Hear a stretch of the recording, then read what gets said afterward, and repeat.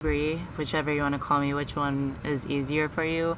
I always liked my first name Brenna because it was unique, and I actually looked up my name, and I think it's like 9 out of every 1,000 person is named Brenna, so I thought that was pretty cool.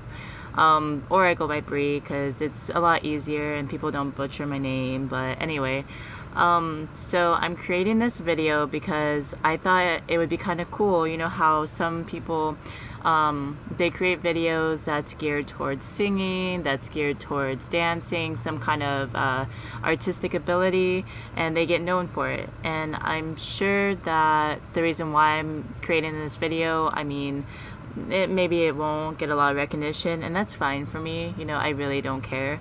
But the reason why I'm creating this video is because I wanna read poetry. And I'm going to read poetry from Charles Bukowski. He is one of the finer day poets, I suppose you could call him. I actually got onto Charles Bukowski from an ex of mine. Yeah, I know, an ex. But it's called "What Matters Most Is How Well You Walk Through the Fire." And I'm sure a lot of you have heard of this book before. Yeah, so I'm pretty excited. I thought this would gear me towards reading my own poetry aloud, and would help with my social anxiety and my speaking in public situations. I know a lot of you suffer through anxiety, and I actually combat that every day. I combat that every day, even though I face anxiety every single day, every situation that I'm in, every social situation, every group activity that I'm in, I face it every day, and I still muster my way through it no matter what. It's better than just sitting at home, you know, staying away from people, because I go out and actually face that. I force myself to get into those situations. So yeah, so I'm gonna read to you Charles Bukowski, "What Matters Most Is How Well You Walk Through the Fire." And I'll just start from the page that I left off on. It's page 26, and the heading is Mademoiselle from Armentières. It's a place in France. Okay. If you gotta have wars, I suppose World War I was the best. Really, you know, both sides were much more enthusiastic. They really had something to fight for. They really thought they had something to fight for. It was bloody and wrong, but it was romantic.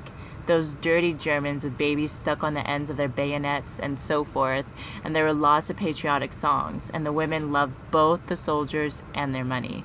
The Mexican War and those other wars hardly ever happened, and the Civil War, that was just a movie. The wars come too fast now. Even the pro-war boys grow weary. World War II did them in, and then Korea. That was dirty. Nobody won except the black marketeers.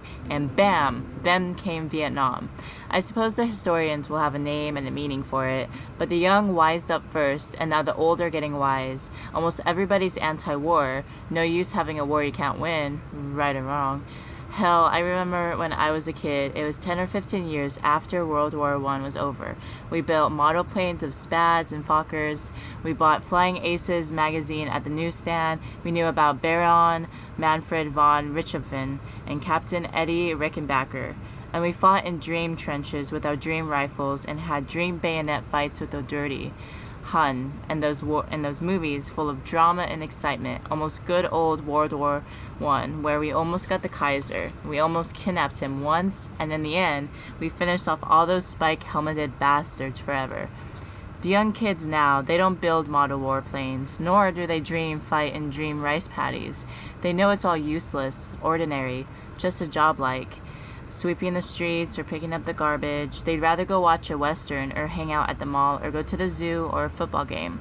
They're already thinking of college and automobiles and wives and homes and barbecues. They're already trapped in another kind of dream, another kind of war. And I guess it won't kill them as fast, at least not physically. It was wrong, but World War I was fun for us. It gave us Jean Harlow and James Cagney and Mademoiselle from Armentières. Parlez-vous? It gave us long afternoons and evenings of play. We didn't realize that many of us were soon to die in another war. Yes, they fooled us nicely, but we were young and loved it. The lies of our elders. And see how it has changed? They can't bullshit even a kid anymore. Not about all that. Hey, that was my first one. Hope you enjoyed it. Thanks for watching. Bye.